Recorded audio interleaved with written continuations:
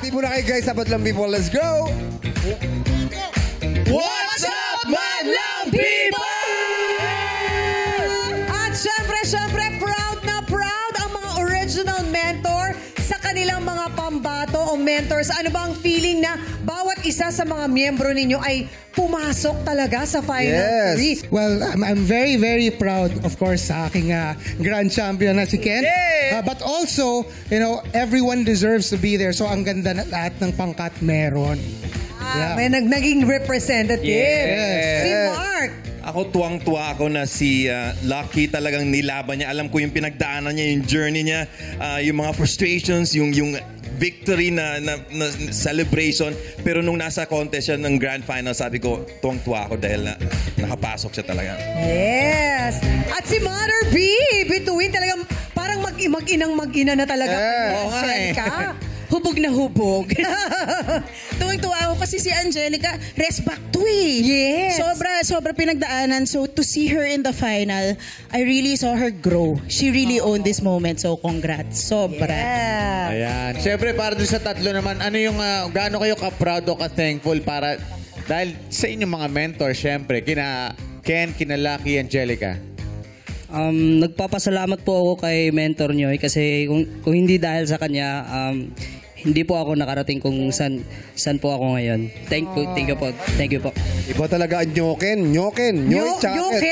Galing, ang galing ni Ken. Ikaw, si Angelica. Ako naman po, sobrang thankful po ako sa mentor ko dahil, yun nga po, kung hindi dahil sa kanya, wala po ako dito. Kasi talagang pinapalakas niyo po yung loob naming lahat, lalo na bago mag-perform. Yan ang mentor. Si Lucky.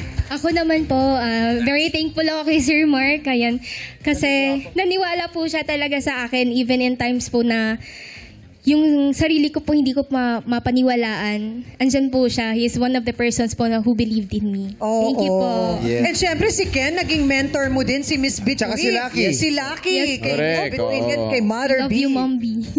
Mami ba? Tambakan Yes po. tambakan siya. Ano masasabi mo, Ken? Para kay Mami B, thank you so much po. Kasi isa ka din sa nagtiwala sa akin. Mula nung nalipat po ako sa team nyo, nagpapasalamat po ako na tinanggap mo po ako ng buong puso at minahal mo din ako like bilang isa sa mga anak mo. Thank you po. Unicorn ko to, unicorn. May tanong lang ako kay Mami B. Ano yun? Kapatid mo ba si Ate B? Bakit? Ibang Bion. Kapatid niya si Gary. Gary B. Di ba rin yun? Kasi Michael B. Si Lucky, na naging mentor din si... Yes po. Bituin, di ba? Before po yung grand finals na yung last day po, kinausap ko si Mom B na sabi ko, feeling ko hindi ko deserve maging isa sa grand finalists. Tapos sabi niya po, isa sa mga sinabi niya po na tumatak po sa akin, I don't know what will prove na deserve mo maging dito. Maybe you need to win this competition. And yun nga, nanalo po ako. Thank you po, Mom B.